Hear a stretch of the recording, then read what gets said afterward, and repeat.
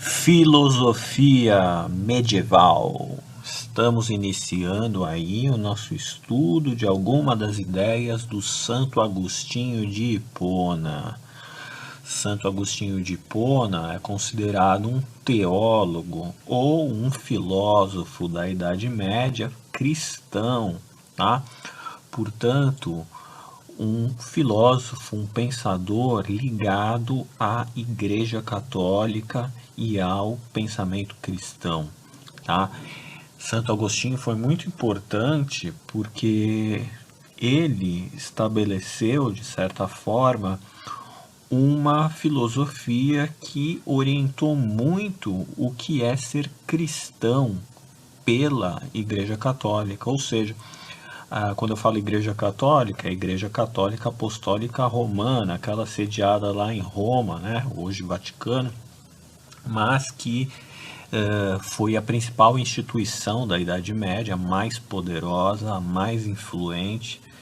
E essa igreja, ela estabeleceu muito da percepção e do modo de ser cristão, tá? Lembrando que a igreja não surgiu do nada, assim, né, do dia para a noite. Ela é uma construção de séculos, tá?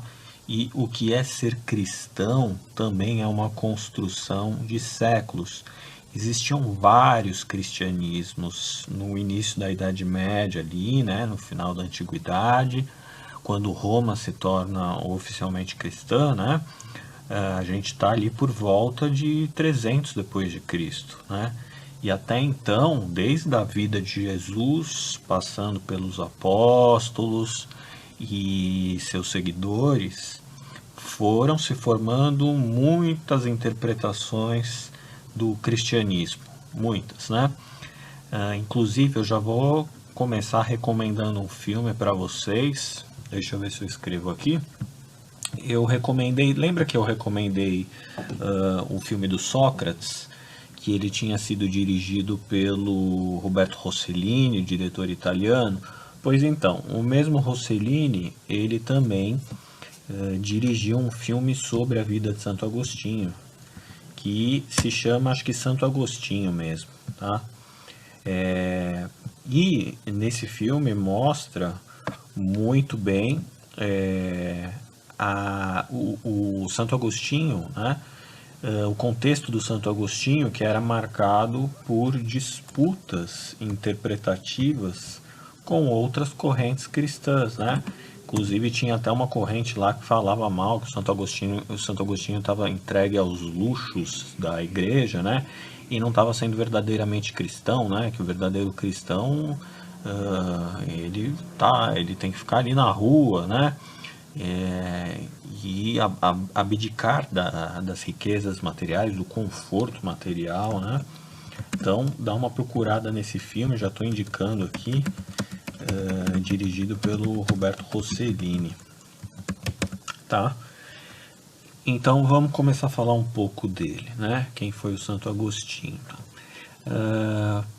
Primeira coisa que a gente tem que entender é que o Santo Agostinho viveu num momento, veja só aqui a data, 354 a 430 depois de Cristo. O Santo Agostinho está exatamente na transição do mundo antigo para o início da Idade Média, e ele está exatamente no momento em que Roma está oficialmente se tornando cristã, né? Roma, a maior parte do tempo, foi pagã, né? Inclusive perseguiu muitos cristãos, né? Botava lá os cristãos no Coliseu para ser atacado pelos leões, e era espetáculo público aquilo, né? Roma era pagã, e à medida que Roma se expandia, né? À medida que Roma também foi sofrendo invasões de povos bárbaros, esses povos eles eram pagãos, né? E o Santo Agostinho mesmo ele era pagão. Ele nasceu pagão, né? De uma família de pagões ou pagãos, né? E ele se converteu ao cristianismo ao longo da vida dele, tá? Mas ele não nasceu de uma família cristã. Isso é importante dizer, né, que inclusive a vida intelectual do Santo Agostinho ela é anterior à conversão dele, né? Veja só alguns livros que o Santo Agostinho escreveu antes da conversão dele. Contra os acadêmicos, sobre a vida feliz, sobre a ordem, né? O Santo Agostinho ele era bastante interessado, bastante erudito, e ele conhecia muito, começou a conhecer muito dos filósofos romanos, que por sua vez bebiam muito nos autores gregos, né? Como por exemplo Plotino. Plotino foi um autor romano que bebeu muito lá no Platão. Então o Santo Agostinho conhecia muito bem as ideias do Platão. O Santo Agostinho ele conhecia também, ele conhecia o Primeiro Testamento, né, o Torá, que era o livro dos judeus. E só que ele discordava, né, de algumas ideias lá da Torá.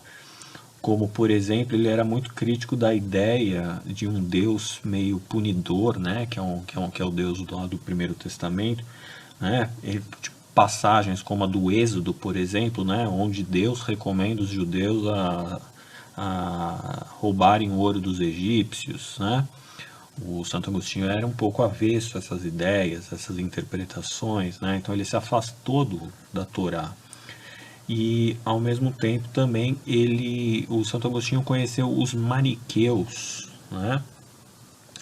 Que eram autores que entendiam que existia o bem e o mal naturalmente, né? Que existia, essas entidades estavam ali presentes naturalmente no mundo, né? Então, o Santo Agostinho, ele, influenciado por essas leituras, criticava, ele nunca estava satisfeito com essas interpretações, né? Tanto da Torá quanto dos autores gregos, dos maniqueus, né? E ele vai passar por uma conversão, e depois da conversão dele, ele vai escrever vários outros livros, né? Como Confissões, né? Onde ele conta coisas da vida pessoal dele, né? Quando ele era entregue aos desejos, né, como ele chama, e mais esses, sobre a imortalidade da alma, sobre o livre-arbítrio, sobre a cidade de Deus, né, e cartas, tratados e sermões. Veja só pelo título você já percebe como ele se converteu aqui ao cristianismo, né? Deus, alma, livre-arbítrio, são temas do cristianismo. E aqui são temas da filosofia antiga, né? Vida feliz, né? A gente viu bastante felicidade lá nos helenistas, né? Acadêmicos, ordem, né? Então o Agostinho vai passar por essa conversão. Vamos dar uma olhada aqui, então, algumas considerações, né? Agostinho, ele, como eu disse, né, tá na transição da Idade Antiga para a Idade Média, né? Ele tem influência do helenismo e, ao mesmo tempo, ele também é um sujeito cosmopolita. Veja só, né? A gente falou que cosmopolitismo é uma palavra que tem muito a ver com o helenismo, né? Que é aquela ideia de ser um cara, um cidadão que conhece culturas do mundo inteiro, né? E Santo Agostinho vai ser um deles, né? O Agostinho de Hipona.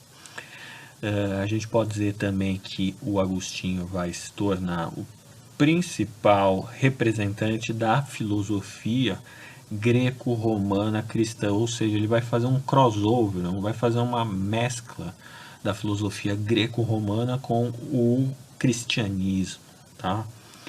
E o Santo Agostinho, ele vai ser conhecido, né, como um representante da chamada patrística. Patrística, veja só, a própria palavra patrística vem de pátria, ou patrono, ou patriarca, né? Ou pai, né? Que significa que o nome, né, dado pelos primeiros grandes pensadores da Igreja, os patriarcas da Igreja Católica, os pais da Igreja Católica, né? Então, fundamental, né? Porque o Santo Agostinho é um patriarca, ele é um patrono, ele é um pai da Igreja Católica, né? Então, muito importante também, quando vocês ouvirem a palavra patrística, sempre estarem associados, tá? Patrística está muito bem associada a Santo Agostinho, tá? Patrística, ó, coloquei em negrito aqui, tá? Ele é um representante da patrística, vão ter outros, tá? Mas Agostinho é o mais importante, ele é realmente é o patrono aí da Igreja Católica, tá?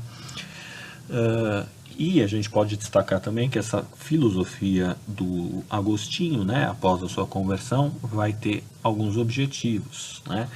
Ela vai ter como um dos objetivos converter os pagãos, né? Ele era pagão e agora ele quer converter os pagãos, né? Ele vai ter a função também de combater heresias, né? O que são heresias?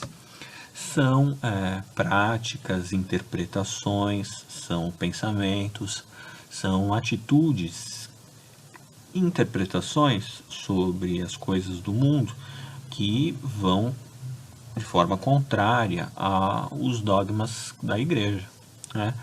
Então, por exemplo, você não pode sair dizendo, lá na Idade Média, sair dizendo que o mundo foi criado do nada. Não pode, porque a igreja prega que o mundo veio da criação divina. Você não pode falar que o mundo nasceu ex nihilo, né? do zero, do nada. Por exemplo, você não pode criar uma seita onde esse tipo de ideia é veiculado. Então, combater heresias também está aí nos objetivos do Santo Agostinho. E, por fim, justificar a fé cristã, tá? E justificar a fé cristã passa também pela racionalidade, tá? Então, o Santo Agostinho ele vai aliar fé e razão, tá? Ou seja, ele vai dar uma explicação também fundamentada na razão para justificar a sua fé, tá? No entanto, fé sempre vai vir antes de razão, né? Sempre vai vir antes de razão a fé, né? Vamos colocar aqui, até voltar aqui no primeiro slide, né? Para a gente colocar outra palavra importante aqui. A fé acima da razão, ela é o chamado teocentrismo, né? Theos é crença, traduzido como religião, crença. Centrismo é de centro. Então a minha crença está no centro de todas as coisas, tá? O pensamento teocêntrico, a fé vem antes da razão. Tem que crer em primeiro lugar para depois conhecer. Crer é maior do que conhecer, tá? Aqui nesse slide a gente pode também colocar algumas coisas sobre o caminho, né, sobre a trajetória do Agostinho, né? Como eu disse, ele nasceu pagão, né, no norte da África, né, que era território romano. Posteriormente, ele foi para Cartago, que era outra colônia romana. Ali ele conheceu os maniqueus, como comentei agora há pouco, né, a doutrina maniqueísta, que era aquela doutrina que estabelecia muito bem a existência do bem e do mal no mundo. E o Agostinho vai discordar um pouco disso, porque ele vai começar a duvidar da existência do mal, né, como uma entidade fixa e natural ali no mundo, né? Posteriormente, o Agostinho vai para Roma, né? E lá ele vai abandonar o maniqueísmo e ele já também vai entrar em contato com o ceticismo. Lembra das aulas lá da filosofia helenística? Lembra da corrente cética? O que o ceticismo pregava mesmo? Pregava a suspensão, né, da verdade absoluta, suspensão de uma teoria, suspensão das verdades absolutas, né? Ou seja, nenhuma teoria, nenhuma corrente filosófica, ela pode ter uma verdade total em si mesma, porque existem muitas e elas estão em conflito.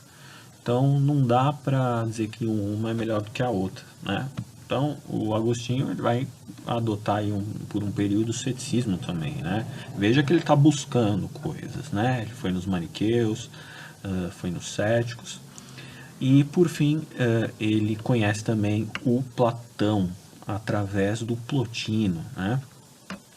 Plotino que traz as ideias, é um pensador romano que divulga as ideias do Platão, como por exemplo a da alegoria da caverna, né? Lembra lá o mundo sensível e o mundo das ideias e o mundo das aparências? Pois então, Plotino trouxe essas ideias aí do Platão e o Agostinho passou a conhecer elas também. E por fim, o Agostinho também vai conhecer as cartas de Paulo, né?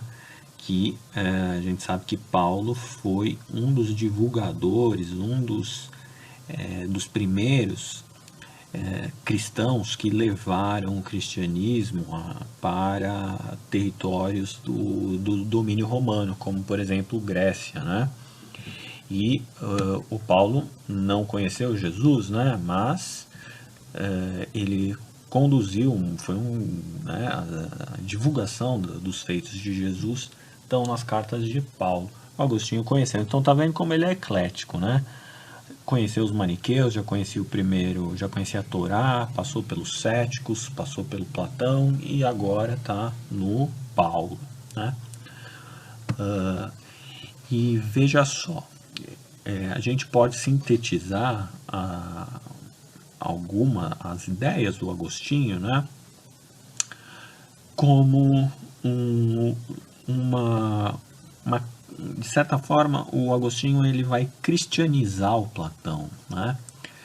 Ele vai se inspirar muito no Platão, no mito da caverna, mas ele vai dar ares cristãos, ele vai dar uma interpretação cristã para o mito da caverna, né?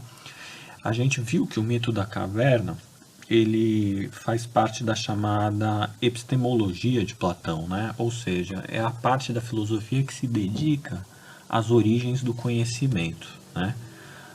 E as origens do conhecimento, a natureza do conhecimento, de onde veio o conhecimento, o que a gente conhece, o que é possível conhecer, faz parte da epistemologia, né? E o Agostinho também vai se dedicar a essa área e ele vai fazer uma interpretação diferente, inserindo elementos cristãos para a teoria do Platão. Veja esse esquema aqui, ó. Esse esquema aqui ajuda a gente a ter uma ideia de como que ele vai fazer isso, né? Por exemplo, vocês lembram lá na caverna do Platão que tem o mundo das ideias e o mundo das sombras, né? Os prisioneiros lá da caverna estão vendo sombras e eles estão vendo eles estão vendo cópias das coisas e estão julgando, achando que aquilo é a verdade, né? E enquanto na verdade o mundo está rolando fora da caverna, né? Onde tem cores, onde tem sons, onde tem pessoas e onde tem o sol, né? E o sol bate no mundo verdadeiro e projeta lá no fundo da caverna apenas as sombras, né? Só que como os prisioneiros nasceram lá dentro da caverna, eles estão achando que aquilo é a verdade, né? E o Agostinho vai converter muito dessas ideias do Platão para um vocabulário cristão. Então veja só, o mundo das ideias, que é o mundo das verdades absolutas, ele vai chamar de mundo de Deus ou a cidade de Deus. No mundo de Deus, a cidade de Deus é onde estão as verdades das coisas. O mundo das sombras, que é onde nós estamos, vendo apenas as réplicas, as cópias imperfeitas, é o mundo dos homens, onde o Agostinho chama de cidade dos homens. É o mundo das aparências, é o mundo do sensível, é o mundo dos sentidos, É o mundo que nos engana, os sentidos nos enganam. A gente está vendo coisas achando que são verdades e no fundo não são. A gente está sentindo cheiros, a gente está tocando coisas, a gente está os sentidos nos enganam a todo momento.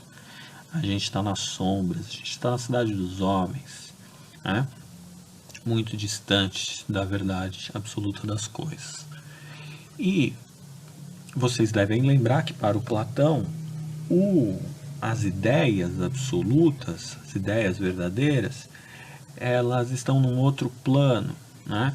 E para o Agostinho, esse outro plano, essas ideias absolutas, elas não, elas são as ideias, são o próprio pensamento de Deus, né? Ou seja, tem a verdade, o Platão não fala em Deus, né? Porque ele está num mundo pagão, mas para o Agostinho, essas ideias, elas nada mais são do que o pensamento de Deus. Então,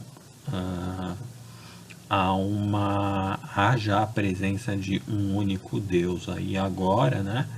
Que é responsável por essas ideias perfeitas e absolutas.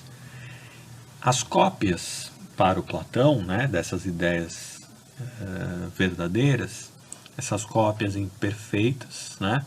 Para o Platão, elas vão para o Agostinho ser as criações de Deus, né? Então esse mundo sensível, esse mundo que a gente toca, que a gente vê, seriam as criações de Deus. A alma para Platão, são aquelas, que é aquele movimento da alma, que é aquele movimento em direção ao mundo das ideias, né? Que se dá através do processo filosófico, para o Agostinho vai se dar através do sopro divino, ou seja, aquela alma que está presa no mundo das sombras e que vai buscar o mundo das ideias, ela vai ter que sofrer um sopro divino, tá? Então veja só como há muitas semelhanças entre Platão e Agostinho, né? O demiurgo para Platão, eu não lembro se eu falei do demiurgo para vocês na filosofia do Platão, né? Mas é aquele, é como se fosse aquela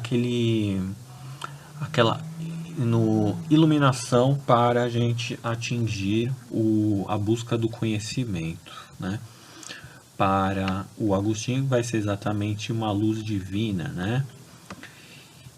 E para o Platão, o homem, né? Você tem os homens, né? Para Agostinho, os homens seriam semelhantes a Deus. Os homens são criações feitas à imagem e semelhança de Deus, tá? Então aqui mais uma vez presença de Deus, presença de Deus, presença de Deus, presença de Deus, presença de Deus, Deus, Deus, Deus, tá? Agostinho cristianizando Platão, tá? E Agostinho vai sofrer, muitas críticas, tá? Quem que vai criticar o Agostinho? Os maniqueus, como eu disse, tá? Os donatistas. Os maniqueus, eles negam, eles afirmam a existência do bem e o mal, né, como seres supremos. Os donatistas, por sua vez, eles negam a validade dos sacramentos ministrados por pecadores. Ou seja, de que vale os sacramentos se eles são aplicados por pecadores. E você vai ter também outros adversários do Agostinho, como os pelagianos, que interpretam que não há pecado original e, consequentemente, a necessidade de se salvar por Jesus, que são os pelagianos, veja só. E você tem também os céticos, que vão negar a possibilidade de alcançar um conhecimento verdadeiro. Tá? Então, olha só as correntes que criticam o Agostinho, que estão lá concorrendo com o Agostinho. Os maniqueus, os donatistas, os pelagianos e os céticos. Tá? Então, isso aqui é interessante para a gente não achar que o cristianismo surgiu assim do dia para a noite e tá como a gente conhece, tá? O cristianismo ele sofre concorrência com muitas outras correntes fora do cristianismo e dentro do cristianismo, tá? Por isso recomendo vocês verem um filme lá do Rossellini, quem tiver paciência, né? Porque nesses tempos aqui é muito complicado ficar na frente do computador o tempo inteiro. Vejam só algumas imagens aqui do Pelágios, uma imagem representando o maniqueísmo, né, o bem e o mal, o bem e o mal, e o Santo Agostinho discutindo aqui com os donatistas, tá? Santo Agostinho altamente erudito, discutindo com outros eruditos. E aqui a dúvida, né, o símbolo da dúvida, como representando o ceticismo. Tá bom, gente? Acho que na próxima aula a gente continua, né? Porque Agostinho é complicado, tem muita coisa para falar e a gente avança na próxima aula. Um abração.